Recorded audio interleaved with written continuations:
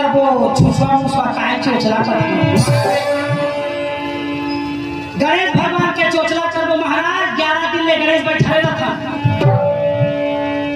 तो कत्का पूजा पाठ होते तेरा और चंदा कटैया और चंदा के खवैया जमा जा कई ढेर पूरा मना रखे दीदी हमरा चंदा काटे आए हम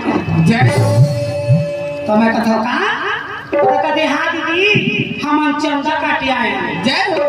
मैं कह तोर दादा नहीं काटे सके चंदा चंदा काटे आए हैं कहता चंदा में तो हम 35 डिस्मिल जमीन ले हम ओदे राकेट में तोर फूफा आगे बैठ के हां जी 35 डिस्मिल ले हैं। हां ये चंदा काटे तोर दो